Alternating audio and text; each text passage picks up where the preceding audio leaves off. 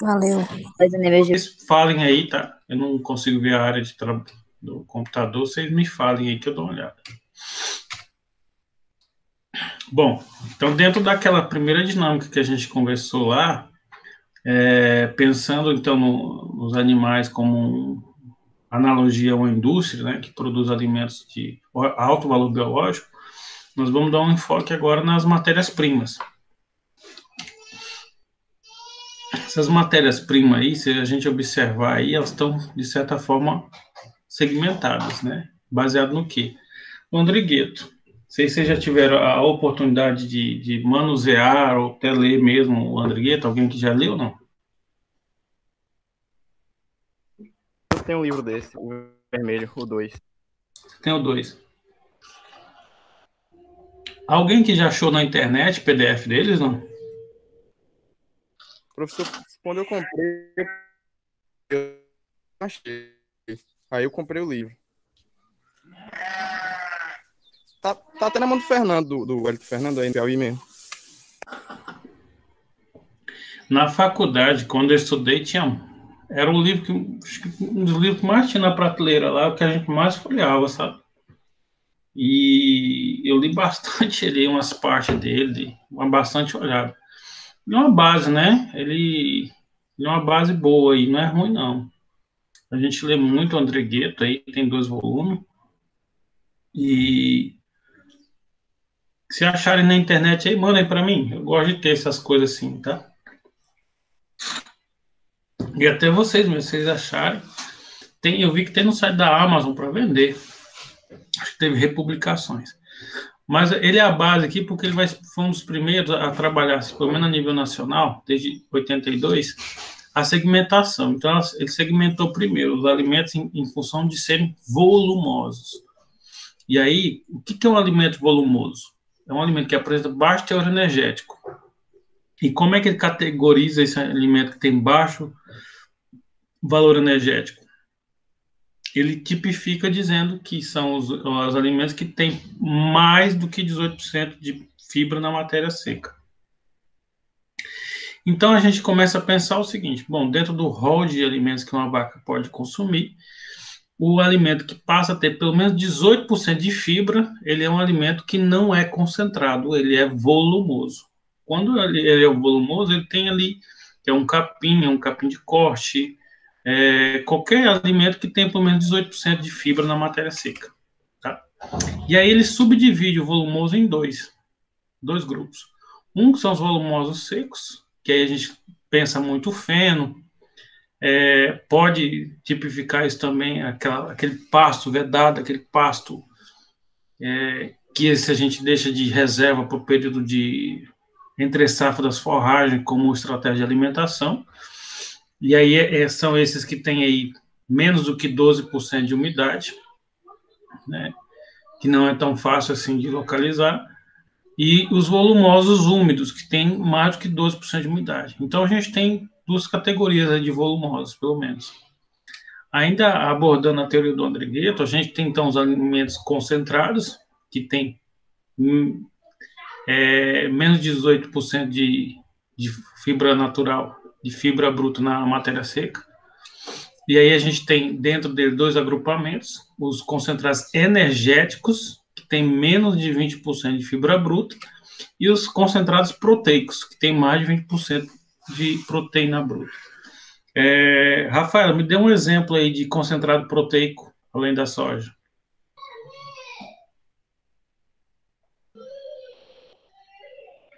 Aveia. Oi? Aveia. Luiz Fernando, dê um exemplo, por favor, de concentrado energético além do milho.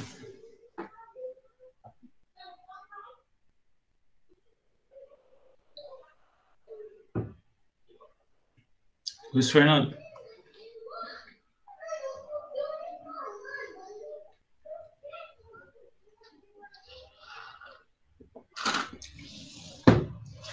Nájila, me dê um exemplo, por favor, de energético concentrado, de concentrado energético além do milho. Trigo. É trigo, o trigo grão, né? É. O, se Cariane está por aí, Cariane? Professor, Oi. me tira a dúvida, a aveia, ele é energético ou ele é proteico? Não, eu não conheço tão bem os alimentos. Dá para a gente pesquisar daqui a pouco. Tem uma parte que a gente vai pesquisar, mas eu não imaginei ser proteico em hipótese alguma, não. Porque, de forma geral, digamos assim, a semente de gramíneas, eu não lembro de nenhuma que seja proteica, não. Semente de gramíneas, né? Então, a gente pode pensar aqui no próprio milho, que é uma semente de gramínea. A gente pode pensar no trigo, a gente pode pensar no arroz, a gente pode pensar em vários, né? Que sementes de gramíneas, todas que eu conheço, entrariam como concentrados energéticos, de forma Professor, geral. Oi? o que é que você estava falando? Nós estamos discutindo Eu aqui, tinha... Luiz Fernando, os alimentos, né? E aí a gente está olhando aqui concentrado energético. A gente conhece o milho, milho grão, que é bem típico.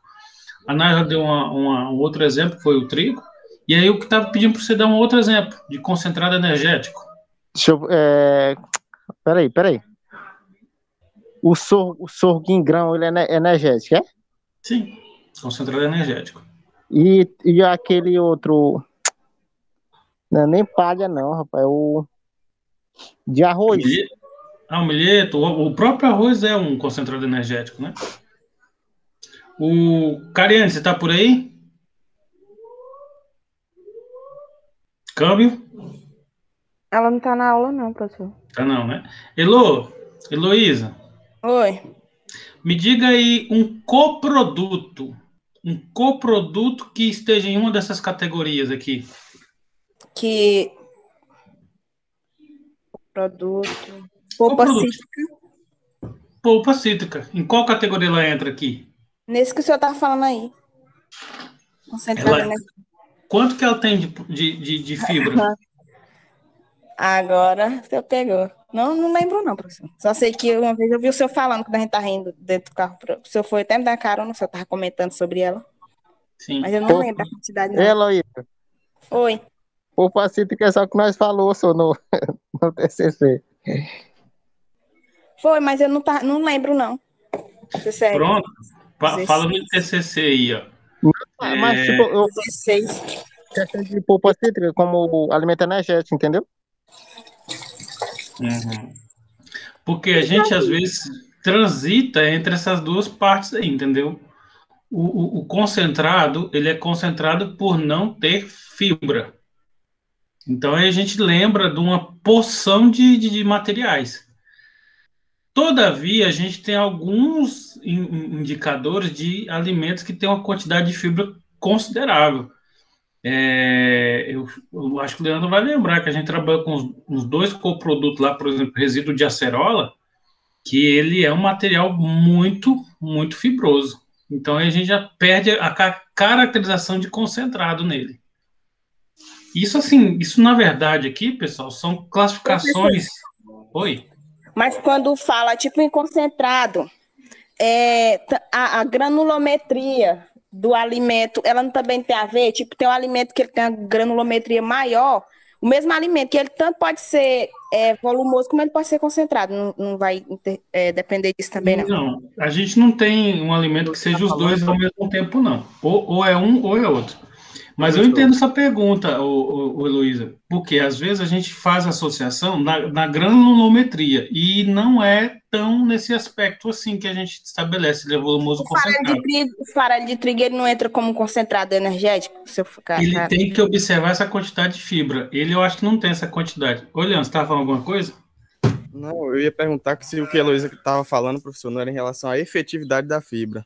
Pronto, aí é um outro aspecto, né? Que é também interessante a gente debater sobre isso. Não vai ser nesse momento, mas é importante a gente, de alguma forma, estimular a ruminação, e aí a gente vai começar depois a pensar como é que se dá o processo de interação alimento-animal. Mas nesse princípio, a gente não está olhando para o animal, está olhando só para o alimento, né? E olhando o alimento em si, a gente pode ter fragilizações nesse tamanho de partícula, mas não descaracteriza ele ser volumoso e não tipifica ele ser concentrado só por causa do tamanho das partículas, não. Professor, Oi? todo alimento, quando você fala concentrado, né? Você falou que é aquele alimento que não tem fibra, mas tem que ser 0% de fibra, né? Não, não. Se ele tiver até 18% de fibra, é concentrado. A partir de Ah, 18% de fibra, aí a gente fala, não, aqui já é um volumoso. entendi. Entendeu? É interessante essas abordagens, porque às vezes a gente se perde nas discussões, e é muito importante aí vocês aí. Não sei, às vezes vocês vão dar um curso pelo Senar, coisa do tipo assim, que pode rolar, né? Então vocês têm que ter essas coisas meio claras aí.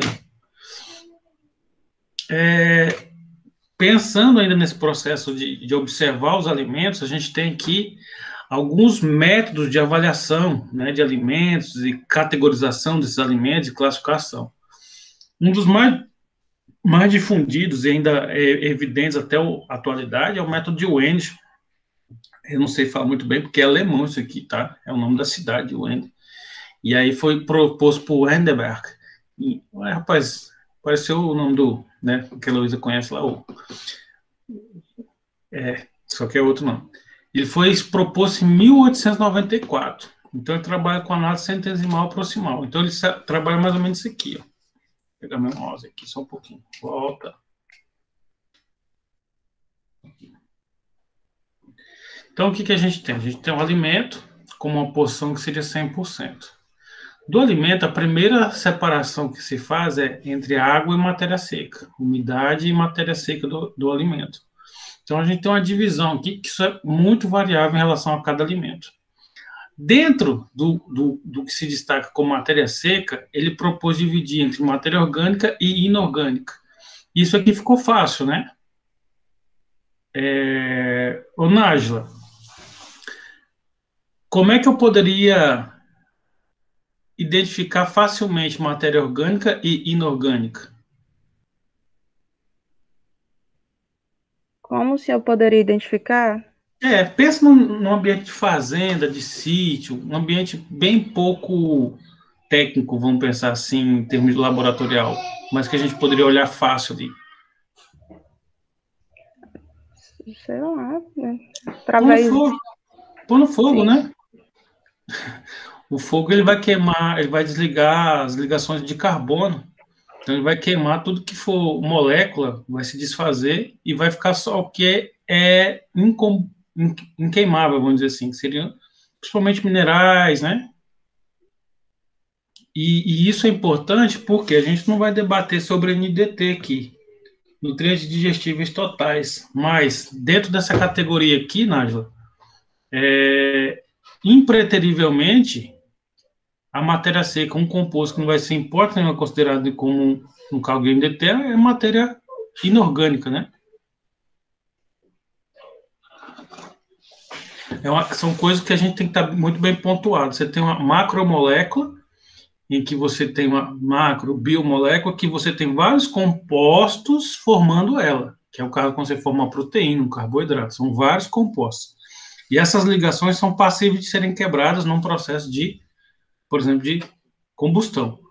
E a gente tem itens que são, digamos assim, indissociáveis, porque são elementos da tabela periódica. Então, elementos são indissociáveis, eles são a menor partícula que a gente pode trabalhar. E aí a gente tem, por exemplo, aí sódio, cálcio, magnésio, molibdênio, e aí a gente vai seguindo, que são indissociáveis. Eu posso queimar, posso fazer o que for, vai ser indissociáveis. Eles vão ser materiais que vão permanecer após a combustão. Então, é até relativamente fácil associar isso aqui, né? Põe fogo, que sobrar, matéria inorgânica. E a diferença é matéria orgânica, tá? Olhando para a matéria orgânica, ainda, algo proposto ainda no século XIX. A gente tem os compostos não nitrogenados e os compostos nitrogenados. Deixa eu ver outro nome. Rafaela, por que é importante observar compostos não nitrogenados e compostos nitrogenados? Pensando em nutrição de ruminantes.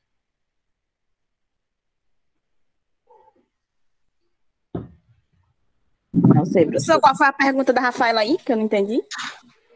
Por que seria importante, né? Qual seria a importância de dividir compostos não nitrogenados e compostos nitrogenados numa questão de nutrição de ruminantes?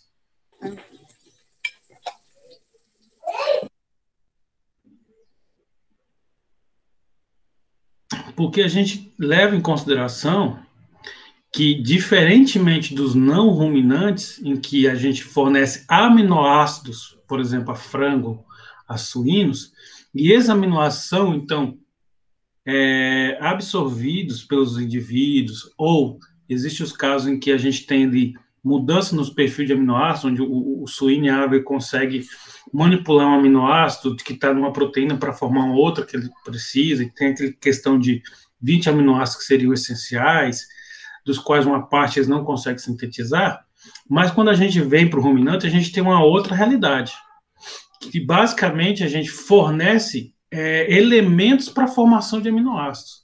É óbvio que alguns aminoácidos são aproveitados integralmente, não são refeitos, mas a gente tem ali dentro do ambiente ruminal um pré-requisito, uma condição prévia que não existe em outros grupos de animais de produção, que é você coloca nitrogênio e muitas das vezes isso vai repercutir na nutrição do animal em um aminoácido, graças à microflora ruminal.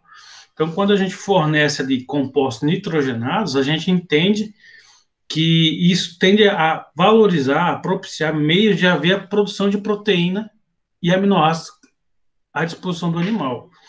Então, como é que isso é feito? Hoje, isso, na verdade, ele é determinado pelo médico que ele já trabalha basicamente o seguinte, estimando a concentração de nitrogênio, né, dos itens da dieta, dos alimentos que sejam passíveis de análise. E aí, deixa eu perguntar para alguém que eu não... Jordana, tá aí?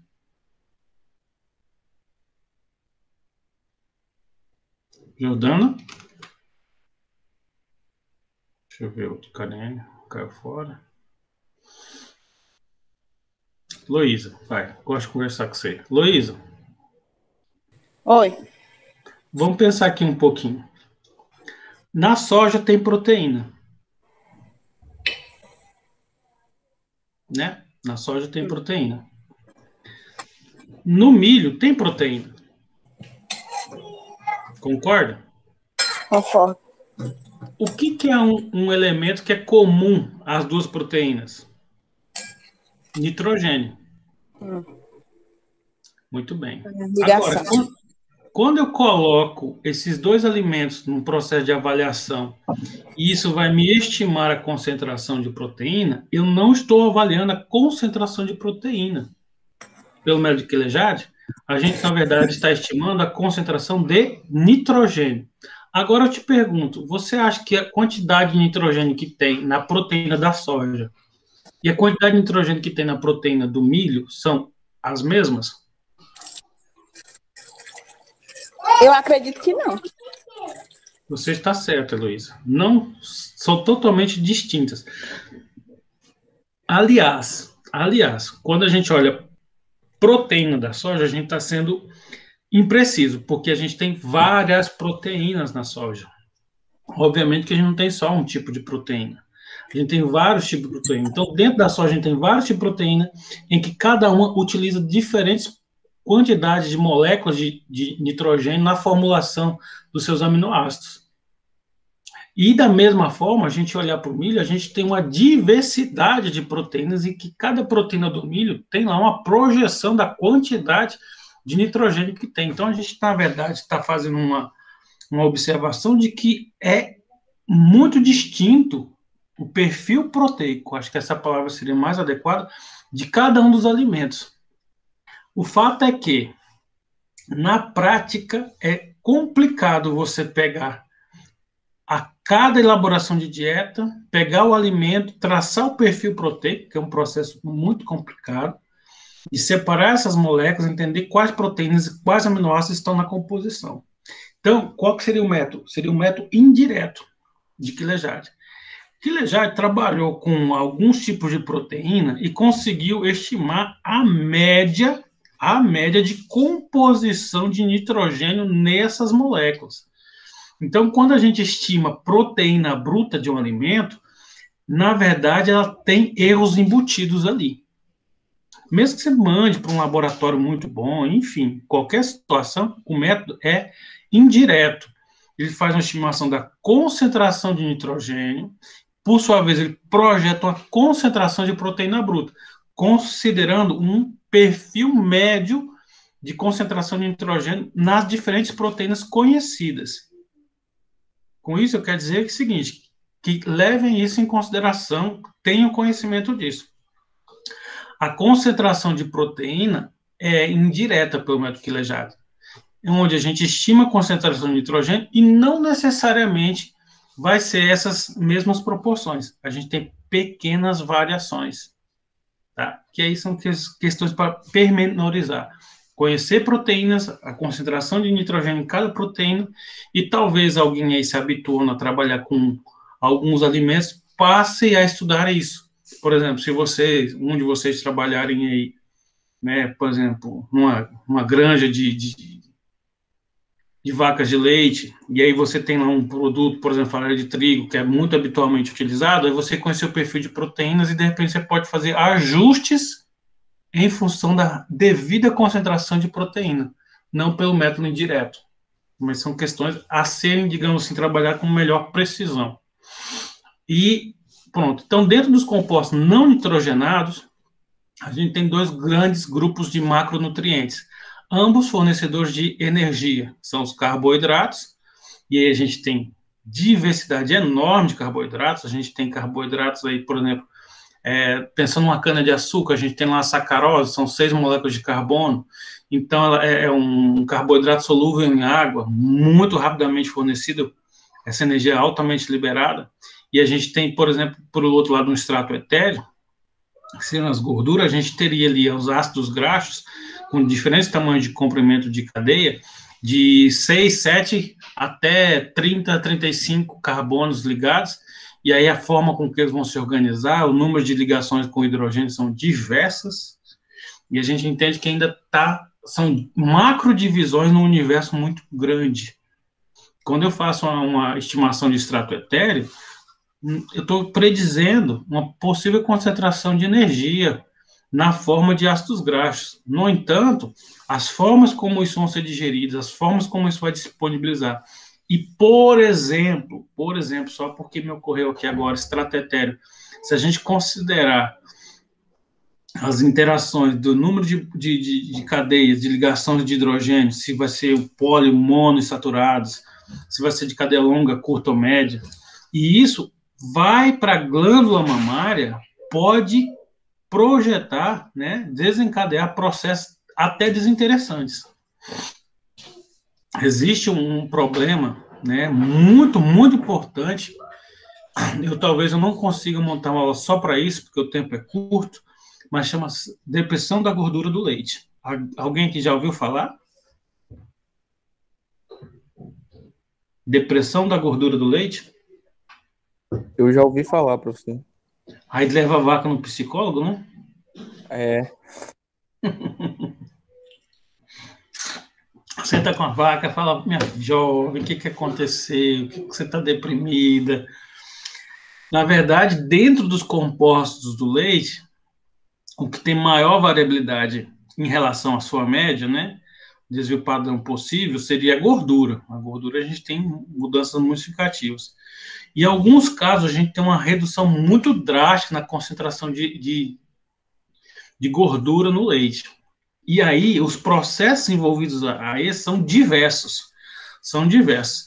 Eu tenho um texto que eu produzi, eu trabalhei umas 2 semanas só nele, trabalhando com essa depressão da gordura do leite. Eu vou ver se eu acho ele e mando para vocês lerem, tá? Não foi publicado nem nada, eu só trabalhei ele. Mas é muito interessante a relação que tem as vias metabólicas de digestão, de absorção, de disponibilização desses ácidos graxos para a glândula mamária e como isso interfere nos processos de síntese da gordura dessa glândula mamária e como isso tem uma variação muito significativa na composição da parte lipídica do leite. A gente tem aí, de forma muito, muito generalista, só para vocês terem uma ideia, no fornecimento de ácidos graxos poliinsaturados. Alguém aqui teria algum exemplo de ácido graxo poliinsaturado que a gente poderia pôr na dieta para vagas? Alguém que teria alguma ideia? Valendo meio décimo de ponto. Luísa. Oi. Diga aí, uma fonte de ácidos graxos poliinsaturados para vaca. Não sei. Minha flor, a mulher que consome produtos naturais. Eu estou. Como? Primeiro que nesses últimos 1 minuto e meio, eu não ouvi o que você disse, que eu estava bem aqui fazendo um negócio. Olha, que bom. Vocês não devem Luísa, me responder, eu não lembro. tá, deixa eu te falar. Já viram falar de um tal de óleo de babaçu? Alguém já ouviu Com falar? Não. certeza. Pronto. Então tem aquele processo ali de extração do óleo de babaçu. Ah, eu acho que são os produtos que eles passam por aquecimento. Tem. Pode ser tanto a frio como a quente, tanto faz. O fato é que a torta, né, o que sobra ali da obtenção do óleo, ela é rica em. Ainda fica óleos ali, todos concordam? Fica algum óleo ali por Com trás. certeza. Onde joga, o solo fica horrível. Pois é, aquele material a gente pode utilizar ele para alimentar vacas, não pode? Pode. Pode. E aí a gente faria o quê? Poderíamos estabelecer nas laboratoriais a concentração de ácidos graxos, né? Ou nesse caso aqui, especificamente através do extrato etéreo. Vamos controlar isso para que isso não fique demasiadamente grande. A gente sabe, por exemplo, vocês devem ter lembrado lá quando fizeram nutrição de ruminantes, o problema da alta concentração de óleos na dieta. Alguém lembra? Sim. Qual que é o limite? Professor, eu acho que até uns 7%, já tem trabalho falando de 9%, uma coisa assim, né? Assim, eu trabalho com 6. Eu sempre ficava. Quando eu me debrucei sobre a nutrição de ruminantes, a gente limitava a 6%. Então, a dieta toda não podia passar de 6% de gordura. Tinha a ver com o biofilme, né? A proteção que ela fazia sobre as partículas de alimento que, digamos assim, comprometia o processo de degradação ruminal. Pelo menos que eu lembro é isso. Todo mundo lembra mais ou menos assim também? Isso. Né? E aí tinha toda a questão da digestibilidade aí das fibras, enfim. Mas o que eu quero dizer é o seguinte, Heloísa, Nájila, Rafaela, Cariane aí, Luiz Fernando e Jordana, que esse extrato etéreo, dependendo de como for o perfil, vai interferir em alguns processos. Por exemplo, esses compostos de origem vegetal, a gente tem uma variação muito grande do perfil de ácidos graxos. Se você comparar o óleo de soja com um azeite de oliva, com um óleo de girassol, não é o caso da nutrição de não ruminantes, mas alguns produtos, por exemplo, de origem animal, a gente tem um perfil de ácido graxo muito grande, muito diferente, muito variável. Oleico, linoleico, e inclusive tem um ácido graxo que é muito interessante para a saúde humana. Você lembra, Nájila? O CIS9? Não, você não lembra, não. CIS9 trans 11. Se eu não me engano, é essa a composição. Eu só lembro pelas 3 letrinhas que formam o nome dele. Linoleico conjugado. Que é o CLA. Então, isso aqui está dentro de uma discussão muito interessante, olha só. A nutrição humana, dificilmente a gente atende 2 grupos de nutrientes. Micronutrientes, minerais, algumas vitaminas, dificilmente a gente atende isso com a nossa dieta, a gente não come ração, e a gente dificilmente atende as demandas por ômega 3, 6 e 9. Dificilmente a gente atende. E entre o ômega 9, digamos assim, que seria o CLA, salvo engano, não preparei falar isso, estou falando espontaneamente, ele é muito interessante trabalhar com a concentração dele no leite. Via manipulação da dieta, a gente consegue aumentar a concentração de CLA no leite, que então seria um alimento mais rico, nutricionalmente falando. A gente consegue, através do fornecimento de um leite de vaca de qualidade, atender uma exigência nutricional que é difícil de ser atendido. E aí o pessoal recorre à farmácia, compra cápsulas com óleo de baleia, de peixe, de águas frias, e aí a gente tem a possibilidade de conseguir atender parte ou quase a totalidade dessas exigências de CLA, por exemplo, com leite de vaca, manipulando a dieta. O problema é que o processo de manipulação dessa dieta vai estar envolvido o fornecimento de ácidos graxos poliinsaturados. E esses ácidos graxos poliinsaturados, dependendo da concentração, da forma que você vai manejar, ele pode provocar depressão da gordura no leite. E aí você tem um leite que seria 3,5% até 4% de gordura, vem baixar para 2,3%, 2,5%. Então, Isso é ruim? professor, então tá no caso aí na formulação da dieta, né? A questão da porcentagem do extrato etéreo vai estar diretamente relacionado à questão do leite, dessa depressão. Seria isso? Isso.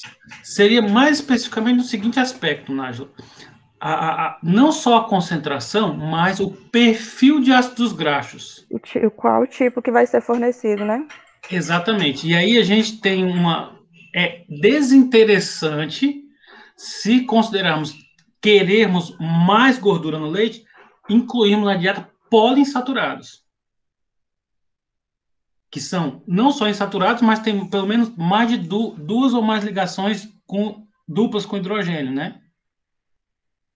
Então seria aqueles poliinsaturados, que são os que são menos líquidos, que tem um ponto de fusão, né? Que eles ficam sólidos mais alto. Aliás, mais baixo. Ponto de fusão mais baixo. Então, assim, só resumindo para vocês, né, para a gente ter. Então, primeiro, o extrato etéreo na dieta de ruminantes é uma coisa que tem que ser observada. A gente não quer fornecer gordura na dieta de vacas, diferentemente de aves e suínos, por exemplo, que a gente tem uma liberdade maior de colocar, né, gordura na dieta. Por exemplo, a gente pode trabalhar na nutrição de aves e de suínos com óleo de fritura, óleo de lanchonete, a gente pode incluir, é bem interessante. Em vacas isso não é legal, a gente tem que tomar cuidado. Segundo, além de controlar ali, que a gente conversou aqui, 6, 7, talvez alguma bibliografia até jogando um pouquinho mais, a percentagem de extrato etéreo na dieta, a gente tem que saber qual extrato etéreo que eu estou colocando. Qual perfil de ácidos graxos? Eu tenho monoinsaturados, em que a gente só tem ligações simples de carbono com carbono. Eu tenho os insaturados, que eu passo a ter ligação dupla com molécula de hidrogênio. E eu tenho os poliinsaturados, que tem duas ou mais ligações duplas com hidrogênio. Ou seja, aí esse perfil de ácidos graxos poliinsaturados pode repercutir em depressão da gordura do leite. Todavia, isso bem manipulado pode repercutir dentro de um conjunto de controle na produção de leite com maior concentração de CLA, por exemplo, que é muito, muito interessante para a saúde humana. E aí, falando de saúde humana, a gente tem que ponderar. Se eu vou fazer, por exemplo, um queijo, quanto mais gordura nesse leite, melhor. Todavia, se eu vou fornecer esse leite líquido, se quem vai consumir, para quem eu for vender, comercializar, de repente não tem tanto interesse em alta concentração de energia, que poderia assumir um leite de uma vaca que sofreu depressão da gordura do leite, como até interessante, menos gordura no leite, pode gostar. E se nessa menor proporção de gordura em relação ao produto final, a gente tiver essa abundância, né, essa alta concentração de CLA, pode ser uma rota já interessante se trabalhar na nutrição desses animais.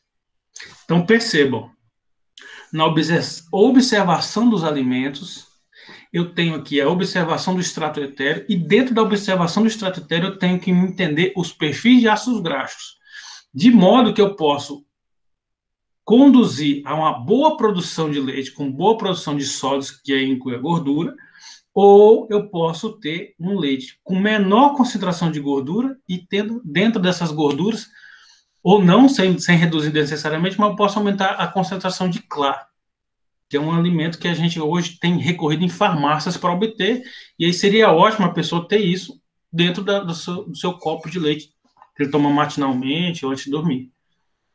Certo? Dúvidas? Você pode repetir bem essa última parte, que eu não escutei direito. Tá, eu só não entendi o que é esse CLA aí. Eu ainda não entendi. Claro, eu acho que a gente podia até consultar aqui para ter certeza. Lá, linoleico conjugado. Então, ó, Primeira coisa que você vê aqui, ó, vendendo a 150, se todo mundo tá vendo minha área de trabalho, né? Sim. Sim. Ó, você vê aqui o pessoal vendendo 150, uma grande concentração. Eu já vou direto ao seguinte, eu vou no Schooler, digito aqui, e vou colocar em vacas, procurar em português mesmo. Perfil de ácido graxo de conteúdo de ácidos no leite de vaca alimentada com combinação de óleo de soja e fonte de carboidrato. É disso aqui que eu estou falando. Deixa eu abrir o artigo. É de 2006, ó, mas olha só. Então, o que ele trabalhou aqui? A gordura do leite de vacas, que ele trabalhou especificamente 7 oitavos, né, 7 partes de holandês para 1 de G, foi utilizado para avaliar o efeito de diferentes dietas sobre o perfil de ácidos graxos. Então, ele trabalhou o perfil de ácidos graxos, provavelmente aqui eu entendo que seja do leite. E dentre esse perfil de ácidos graxos, ele foi como objetivo achar o CLA, que é o ácido linoleico conjugado, no leite. Os tratamentos constituíram de dieta com milho, farinha de trigo, polpa cítrica, ou não, foi mudando isso na dieta, e foi verificada a interação significativa entre a presença de óleo na dieta, a fonte de carboidrato interferiu nisso, e qualquer variação para os ácidos graxos de diferente composição. Então, ele teve efeito sobre o trans 10, onde ele tem 18 moléculas de carbono e uma ligação dupla. Então, o trans 10. Ele teve também entre outro trans 10 aqui, não estou conseguindo perceber a diferença, e o trans 11, que seria uma outra conformação. Vamos dar uma olhada aqui para a gente ver o que ele fez. Aqui ele fala na introdução, ele fala do ácido linoleico conjugado, ele deve falar aqui sobre a importância na dieta de humanos, etc. RBZ esse aqui, né? Coisa boa. Aqui tem as dietas, fonte de carboidratos, como é que foi as dietas experimentais, composição química, aqui o perfil de ácidos graxos na dieta, e é isso aqui é interessante, ó. É isso que eu estou falando basicamente para vocês. O que eu estou colocando na dieta, quanto que tem de extrato etéreo, deixa eu ver se ele me dá extrato etéreo. A quantidade de óleo, ó, ele trabalhou aqui 0 e 2,25% do óleo de soja na dieta, então ele incluiu óleo de soja ou não, e diferentes fontes de carboidratos, de modo que a dieta, ao final, apresentava essa composição de matéria orgânica, FDN, FDA, proteína bruta e extrato etéreo. Então, ele trabalhou aqui dietas, ó, até 4,9, 5% de extrato etéreo. Então, ele não passou a 6, né? Então, ele, teoricamente, não interferiu nos processos de digestibilidade. O perfil de ácidos graxos em cada 100 gramas dessa dieta, e ele trabalhou aqui como que se deu essa variação. Não é tão expressivo, ó, de 2 para 1, relativamente baixo, e ele vem discutindo isso, e aí ele vem para o resultado. Deixa eu ver uma tabela dele aqui. Perfil de ácido graxo do leite, de vacas alimentadas com diferentes fontes de carboidrato. E aí, deixa eu ver se ele teve alguma diferença estatística aqui. Normalmente ele faz um indicativo, aqui, ó, ele trabalhou como não significativo, nenhuma delas. Mas, de modo geral, ele tem uma variação na composição. Olha só, essa aqui, ele diz que estatisticamente não foi significativo, sim. Aqui, tem uma significativa de 3, normalmente é o quê? 0,001 o valor de P. Aqui, ó, 0,001. Então, ele teve uma variação significativa, sim, no efeito sobre o C16,0, onde ele teve aqui, dentro do perfil de ácidos graxos que compõe o leite, ele teve uma maior concentração, por exemplo, nessa dieta aqui, que não teve inclusão do óleo de soja, e ele teve aqui, ó, o óleo de soja, pronto, ficou relativamente claro. Os tratamentos que não tinham óleo de soja tinham maior concentração esse ácido graxo aqui, que tem 16 carbonos na cadeia. Ou seja, ele é saturado. Ele está com 0 ligações duplas. E aqui ele teve uma variação, ó, muito significativa, deu sim, o 0,01, em que esse C18,1 foi muito maior a concentração dele no leite, vocês percebem de 21% para 28%, quando ele incluiu o óleo de soja na dieta das vacas. 2,25%. Então, ele trabalhou um ácidos diferentes de composição, obviamente que insaturados é mais interessante para a espécie humana, né? Óleos graxos insaturados é muito interessante. Então, ele conseguiu, através da dieta, reduzir o C16, para aumentando para o C 18.1, que ele aumentou essa concentração de ácidos graxos poliinsaturados, no caso aqui. Entendeu? Então, a dinâmica, eu posso mandar isso aqui para vocês verem com calma. A dinâmica é que o fornecimento de alimentos, ele vai interferir não somente no aspecto nutricional, digamos, no aspecto de fornecer energia ou não, mas também vai interferir em efeitos adversos dentro do processo de digestão e metabolização, em que, além de controlar a concentração de extrato etéreo na dieta, entender quais são as fontes de extrato etéreo. E dentro do exemplo que eu estava dando ali, conversando com a Heloísa no começo, por exemplo, as tortas, que é comum a gente utilizar na nutrição de vacas, e no contexto aqui de Piauí é muito recorrente utilizar, por exemplo, a torta, que é da extração do óleo de babaçu, a gente compreender a composição desses ácidos graxos num processo de interações com a glândula mamária, em que a gente vai ter lá, conforme vocês viram lá no caso desse artigo que a gente achou rapidinho aqui, a concentração de óleo de soja na dieta interferiu no perfil final de qual ácido graxo estava na composição do leite. Entendeu? Certo? Certo. Beleza, então. Olhando, então, para os carboidratos, a gente tem aqui a maior proporção de energia, né, que a gente consegue atender os animais é com fornecimento de carboidratos. E aí a gente cabe elencar pelo menos dois, né, pelo menos dois, o amido, que a gente obtém aí do milho, do tubérculo de mandioca, do sorgo, grão e de vários outros, e a celulose, que é obtido principalmente aí das forragens, né, das folhas, da silagem que a gente tem. E dentro dos carboidratos, a gente ainda tem algumas divisões, que seria o extrato não nitrogenado e a fibra. Deixa eu ver aqui. 10h59, a gente pode fazer um intervalinho de 5 minutinhos, rapidamente? Vou precisar parar um pouquinho. Tá bom? E, professor, eu vou sair já para ir trabalhar, né? Tá. Umas 11h. 2 minutinhos, então. Eu vou ter que dar uma retirada. 2 minutinhos, por gentileza. Ok. Ok, então.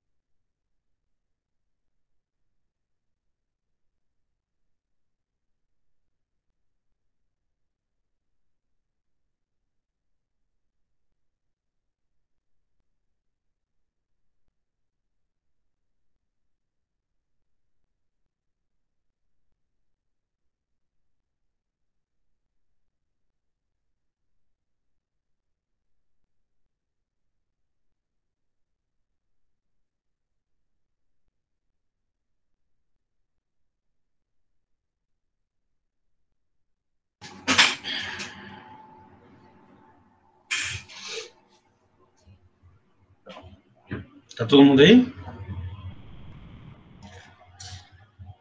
Tô aqui. Beleza. Tá bem. Vamos lá, então. Beleza. Professor, Oi. a gente vai falar, a gente pode debater ainda nessa aula ou em alguma próxima, alguns tipos de dieta, até para a gente definir para o nosso trabalho. Legal. Essa aula aqui, eu acho que eu vou gastar uns 2 ou 3 aulas para terminar de falar com ela. Ela vai trabalhar a exigência, vou trabalhar também a forma de obter composição, e dá para a gente olhar algumas dietas, sim, principalmente algumas dietas experimentais. Eu acho que como essa aqui, eu vou preparar uma aula só com dietas experimentais, que fogem do habitual, eu gosto muito de coprodutos. Pronto, eu faço uma aula também só sobre dietas incluindo coprodutos, para inspirar vocês aí. E a gente pode pegar alguns e mandar para o senhor? Pode. Beleza. Pode sim. Vamos lá, então. Pronto.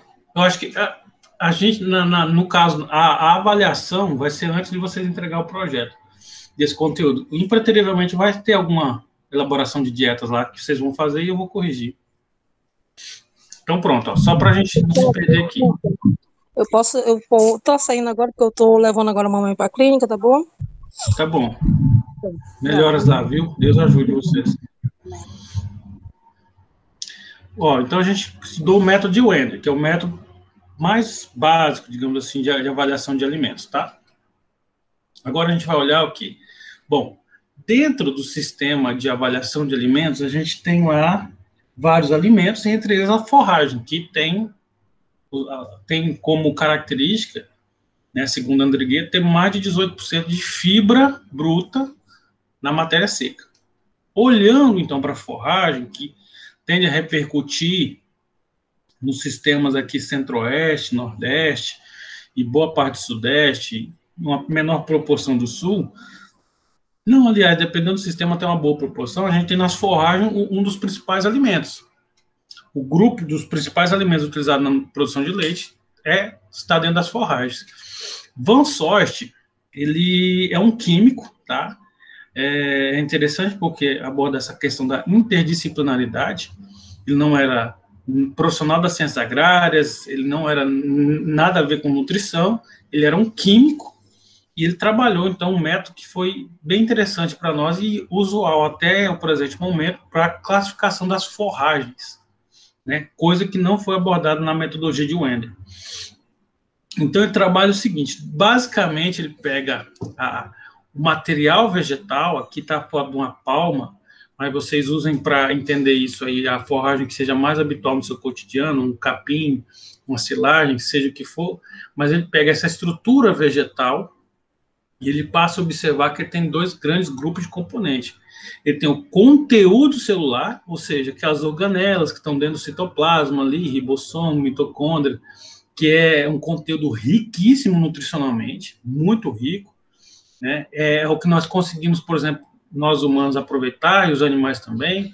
Então, ali dentro tem o quê? Tem lipídios, tem compostos nitrogenados, algumas proteínas, existe algumas gorduras, que é uma repetição do nome aqui, amido e outros compostos solúveis em água. Então, conteúdo celular são alimentos mais facilmente digestíveis. É onde se aproveita, por exemplo, para, potencialmente, né, dentro do sistema de digestão enzimático. Dentro do sistema enzimático, a gente aproveitaria o conteúdo celular desses vegetais, certo? Por outro lado, existe o conteúdo que compõe a parede celular. Essa parede celular, a gente não tem dentro dos vertebrados indivíduos hoje conhecidos que produzem uma enzima capaz de aproveitar os nutrientes dessa parede celular. Com algumas exceções, alguns materiais falam de uma ou outra espécie de peixe, mas sim, não são comuns, não são relevantes. Dentro dos animais que nós conhecemos, nenhum produz enzima capaz de aproveitar os nutrientes da parede celular. Essa parede celular vegetal, ela é composta de proteína insolúvel, hemicelulose, celulose, lignina, principalmente. Certo? E aí, não precisa nem explicar, né? No caso dos ruminantes, a estratégia é utilizar-se de micro-organismos que secretem as enzimas capazes de digerir cada um desses compostos. Então, dentro dessa grande divisão, é interessante a variação que existe dentro das espécies vegetais com relação a isso. Por exemplo, vamos pegar aqui. Eu tenho aqui um capim que tenha uma concentração de conteúdo celular em determinada proporção, e eu tenho outro capim que tem uma diferença, em que a proporção entre conteúdo celular e parede celular é diferente. Deixa eu ver o nome de alguém aqui. Luiz Fernando, está por aí? Oi, professor. Você que é o cara da nutrição de animais aí. 2 capins. Um tem maior proporção de conteúdo celular e o outro menos conteúdo celular. Como que isso acontece? A mesma espécie, na mesma região. Se não souber, a gente vai passar essa pro Leandro. Você sabe? Não, professor, eu posso tentar chutar. Chute, meu amigo. Você é um zootecnista na porta de saída já para arrumar um serviço. Então você... Oi? A idade? Oi? Plantado? Garoto, rapaz, se eu tivesse uma empresa, eu te contratava agora. Exatamente, a idade. Ou, melhor dizendo, o estágio fisiológico dessa planta, né? Então, a gente tem, por exemplo, uma braquiária aí, vamos dizer que é a principal forrageira que a gente tem a nível nacional, uma braquiária que está dentro da zona ótima de utilização, bem manejada, a gente tem uma maior proporção de conteúdo celular em relação a uma braquiária mais velha que passou do ponto. Porque, a princípio, essa célula vegetal ela forma uma parede de celulose, né? À medida que essa planta vai se tornando, ganhando idade, vai evoluindo dentro do estágio fisiológico, vai se aproximando do período reprodutivo, ela vai formar uma estrutura secundária nessa parede celular, que ela vai passar a incluir a nossa indesejável lignina. Então, percebam. Estamos aqui pensando em elaborar dietas. Aí eu considero que eu capturei, por exemplo, uma silagem, estou fazendo uma silagem de capim. E aí eu coloco lá, 45% da dieta vai ser a silagem de capim. E aí eu pergunto para vocês, é importante o ponto de corte desse capim ou não? Obviamente que ele vai ser imprescindível saber qual ponto que esse capim foi cortado, triturado, ensilado. E aí, pensando nessa vertente, o quão importante é o estágio fisiológico, eu preciso avaliar quais as diferenças, porque eu não posso dizer assim, é um capim velho ou um capim novo. Não é assim que nós nos comunicamos. Nós vamos trabalhar outras questões. Conteúdo celular, parede celular, como isso mudou dentro dos estágios fisiológicos. Todo mundo entendeu isso aqui? Sim. Perfeito. Então, como é que Van Sort expôs essa variação? Ele dividiu em 2 grupos, em que ele pegou ali uma amostra de material, já definido a matéria seca, e esse material foi submetido a um tratamento térmico-químico, e aí ele chamou, olha, primeiro tratamento que eu vou dar, vou utilizar um ácido neutro, em que eu não tendo a destruir toda a estrutura desse material. Eu tendo a expor esse conteúdo celular, primeira coisa, então o detergente neutro ele vai romper algumas estruturas de modo que o que seja solubilizado, que é todo esse conteúdo celular, vai ser extraído e vai sobrar o que perfaz o que? A parede celular. Então, essa amostra submetida a uma série de etapas, mas de forma geral é um detergente neutro, ele vai extrair dentro dessa porção de forragens o que é componente de conteúdo celular e o que é componente de parede celular. Então o FDN ele vai indicar, por exemplo, qual que é a proporção de parede celular em relação ao material como um todo. E aí a gente tem como principal componente do FDN a celulose. Ele vai indicar em outras formas quanto de celulose a gente tem dentro de uma forragem. Bom, considerando esse aspecto, a gente entende que vai sobrar, então, um material ali, por extração em peneiros, um material um pouco mais grosseiro. Esse material que indica principalmente celulose, ele vai ter os componentes da parede celular. Esses componentes da parede celular, eles, por sua vez, têm mais divisões. Por quê? Cada componente desse tem digestibilidade diferente. Por exemplo, a gente citou aqui a questão de enzimas. A enzima que digere a hemicelulose não é a mesma enzima que digere a celulose. E aí, se a gente observar, então, microbiota ruminal, a gente tem os micro-organismos que trabalham com celulose tendo como substrato, os micro-organismos que trabalham com a celulose como substrato. E aí a gente tem diversidade de micro-organismos. Então, nesse aspecto de nutrição, trabalhando a composição da parede celular, a gente teria aí uma diversidade de micro-organismos trabalhando em cada frente em função das suas vias metabólicas, o que ele usa como substrato e o que ele fornece para o animal depois que ele segue para o abomaso para sofrer digestão química e enzimática. Então, nessa vertente, a gente entende que a concentração de celulose, hemicelulose e lignina vai ser variável entre espécies, obviamente. Por exemplo, eu digo isso aqui. O tronco de uma árvore, ele é composto de quê? Ele é uma planta. Ele tem ali células, impreterivelmente células vegetais, o tronco de uma árvore. E o que acontece que um bovino não aproveita o tronco de uma árvore? Entre outras coisas, a gente tem a relação carbono-nitrogênio, mas nesse aspecto dessa discussão, a gente leva em consideração essas composições. E aí a gente tem um tronco de árvore, para deixar um exemplo muito extremo, mas para a gente conseguir entender, a altíssima concentração de lignina.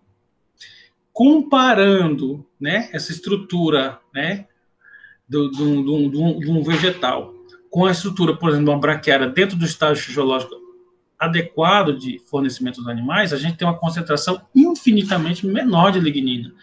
Então, dentro desse espaço, a concentração de lignina, celulose e hemicelulose vai interferir imensamente na forma como esse item pode ser aproveitado. No caso de ruminantes, a gente entende que o material com menor concentração de lignina vai ser melhor digerido. Certo? E como é que se faz, então, esse indicativo da concentração de celulose e hemicelulose? Uma vez que eu tenho esse material obtido, a fibra em detergente neutro, eu passo esse material que já foi submetido ao processo de digestão, vamos dizer assim, de quebra, de lise, num ambiente utilizando somente o detergente neutro, com detergente ácido, que aí ele vai me projetar, então, o que é dessa parede celular é efetivamente passível de digestão, que é celulose e hemicelulose, e o que não é passível de digestão, que seria a lignina. E dessa forma, por diferenças, eu consigo estimar, então, a concentração de hemicelulose, pela diferença entre FDN e FDA. Onde a origem do material, quão grosseiro ele é, eu tenho que entender o que eu tenho à disposição e como que ele vai ser metabolizado. Em alguns casos, a gente pode conceber a possibilidade de alguns processamentos físicos e físico-químicos sobre esse alimento para tentar contornar essas limitações em função da composição da parede celular.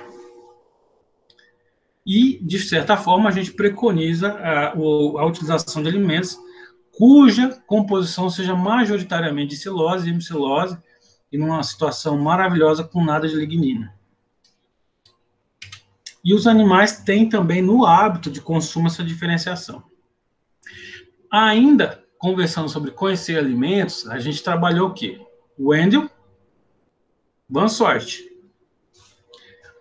Rafael, esses dois procedimentos, quais são a característica dele? Foram procedimentos laboratoriais químicos, correto? Sim. Pronto, então o que acontece? Nesses procedimentos laboratoriais, você já viu alguma análise desse aspecto, Rafael? Não vou mentir não, professor, de cabeça agora, eu não tô lembrando não. Assim, como é que isso acontece? Talvez aí alguém for para pós-graduação. Acho que o Leandro trabalhou com isso, Leandro. A análise de alimento? É. Trabalhei sim, fazia lá no Embrapa, algumas. Pronto. Então, ali você tem o processo de dessecação, diferentes estufas, processamento físico, que é a quebra das partículas, e a submissão a diferentes reagentes, não é isso? Sim, isso. Joga por alto aí, por exemplo, desde o momento que entra uma amostra de alimento lá, até você ter essas concentrações aí diferentes que eu falei, segundo a metodologia de Wendel e Smansorch, quanto Pronto. tempo ela ficaria lá? Rapaz, aí depende. Depende da quantidade. Se você pegar para fazer tudo de uma vez, você faz em até um mês. Depende, às vezes até menos, sabe? botando assim, que você tem a frequência para ir lá todo dia, porque a amostra chega, você passa ela pela pré-secagem, né? Aí você tritura ela para ir fazer os devidos processos, porque aí vai ter matéria seca, proteína, vai ter minerais, aí são diversos, aí e mineral é chato, cada um mineral tem que ter um reagente, uma calibração para a máquina, e fazer. Aí vai fazer FDA, FDN em bolsa, né? Que tem aquelas bolsas de TNT para fazer. Tem que fazer gordura. E daí calcular indiretamente, por exemplo, energia. A não ser que você bote naquela bomba calorimétrica para fazer, principalmente para monogástricos, né? Mas eu acho que um mês, eu acho que seria um bom tempo, assim, dá para fazer com folga. Isso é Ô, importante. professor, Né? Tem Oi. laboratório especializado que faz mais rápido, mas a gente mesmo. o Mauro ele fez uma gambiarra com micro-ondas para ver o teor de matéria seca do capim. Que ele cortava o capim, colocava no micro-ondas. Não lembro do tempo direito. Ele vai virando. 2 minutos e meio. Então, assim, o que eu quero dizer disso aí?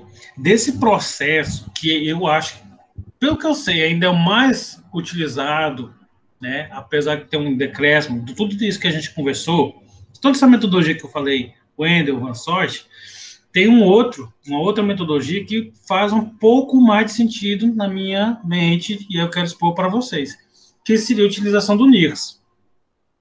O que é o NIRS? Ele é um equipamento único, então ele não se utiliza de tudo aquilo que a gente acabou de falar, de colocar num detergente, em outro detergente, pôr num não sei o quê, não tem toda essa metodologia, não.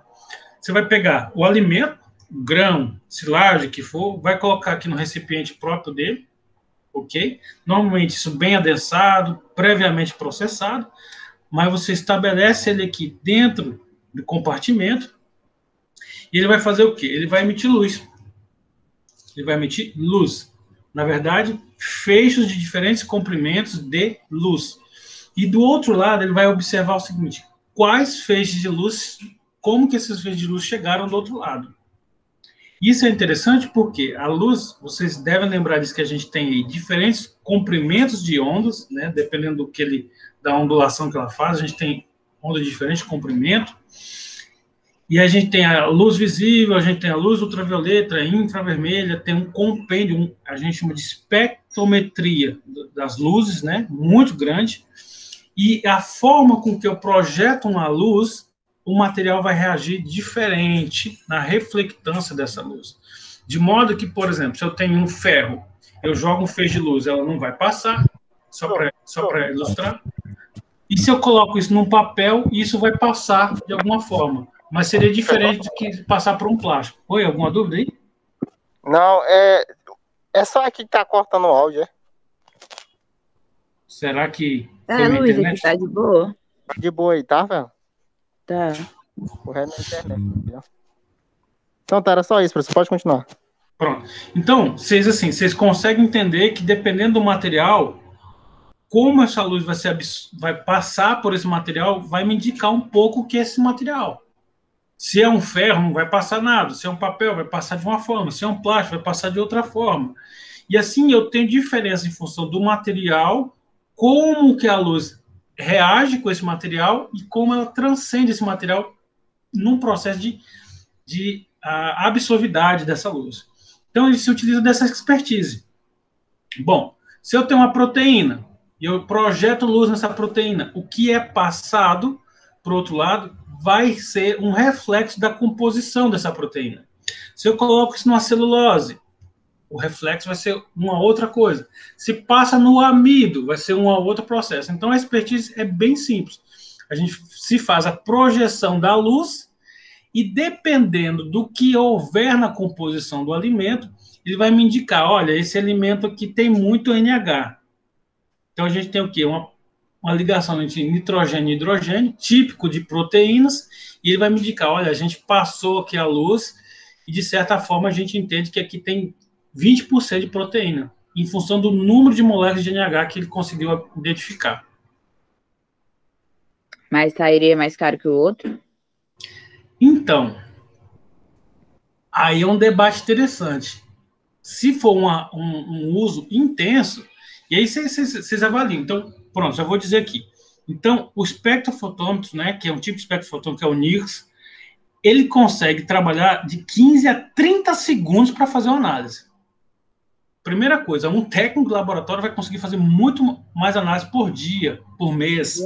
A Então, agilidade vai a mão de aumentar obra... mais e pode até, tipo assim, mesmo que você pague mais caro para adquirir, mas aí você vai lucrar mais, né? Porque o Leandro disse que demora um dia, né?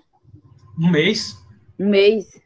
Um mês. Dependendo da disponibilidade. Ei, professor, o senhor lembra do Alverne, aquele cara lá da Nutrial? Sim. Ele disse que comprou um desse. Agora, o grande problema para ele, segundo ele, era a calibração. Aí que é o negócio, porque um técnico de laboratório de química e física, que é o Van Sorte, a galera, é um. O cara que vai trabalhar com a calibração é outro. Porque vocês concordam comigo? Bom, o equipamento me disse a concentração de NH. E aí? Quer dizer o quê? Qual que é? Você tem que conhecer o perfil de proteínas do milho, por exemplo. Isso. Para você entender o que é isso. Por exemplo, OH. Dá para mim ter uma estimativa de número de moléculas de H2O, de água. CH. Dá para mim entender o perfil do carboidrato, se é uma celulose, se é uma hemicelulose, se é uma lignina. Então, a calibração é o pulo do gato. Um equipamento desse, ele chegou a falar o preço que ele pagou, Leandro? Não. Não, mas eu lembro que ele falou que foi que ele comprou, que foi muito caro e que acabou sem usar, porque ele não tinha que ter várias calibrações, né? Vários dados disponíveis para poder calibrar numa faixa que desse uma segurança de análise. E disse Sim. que acabou que não usou, que preferiu usar o laboratório. Eu vou comentar com vocês, assim, nós do Departamento de Zootecnia temos um interesse muito grande em ter um desses no Departamento de Zootecnia. Nós temos um interesse muito grande. Vou comentar o nome dos professores, o professor Dinário, o professor Maurício, conhece muito bem, e a gente comunga dessa ideia. A gente, em vez de ter toda uma estrutura de laboratório, Leandro, ter um NIRS. Principalmente porque a gente também não teria aquela grande dificuldade de comprar reagente. Reagente hoje, pessoal, o problema não é nem dinheiro, é as autorizações. Você tem materiais aí que são passíveis de utilizar para construção de explosivo e para o refinamento de entorpecentes. Então, a gente, para comprar esse material, a gente precisa ter autorização do Exército. E é uma novela, viu, meu amigo? Porque isso você não compra em qualquer lugar, você tem que ter autorização do Exército. O negócio dura um mês para fazer análise. E para. Hoje, eu não entendo, eu quero colocar pelo menos como discutível instituições de ensino e pesquisa disponibilidade no laboratório de nutrição animal do meio convencional, utilizando a metodologia de Wendel e Van Sorte. É discutível, pelo menos discutível. Tá? Uma alternativa seria nisso. Qual que é o problema nisso? Minerais, Leandro, ele não faz. Porque o mineral ele não tem uma ligação de NH, CH ou H, né? Então você não consegue estimar a concentração de cálcio, de fósforo, mas você consegue trabalhar a concentração de proteína, de água, de perfil de aminoácidos, enfim. Um equipamento desse, a última vez que eu estava dando uma olhada, assim, ele girava na faixa da centena de milhares de reais. Vai variar muito em função de dólar. Eu não conheço nenhuma indústria nacional que produza ele. Então, ele está na faixa de 80, 90, 100 mil, depende da ocasião, depende da cotação do dólar, depende da marca, a gente tem várias marcas.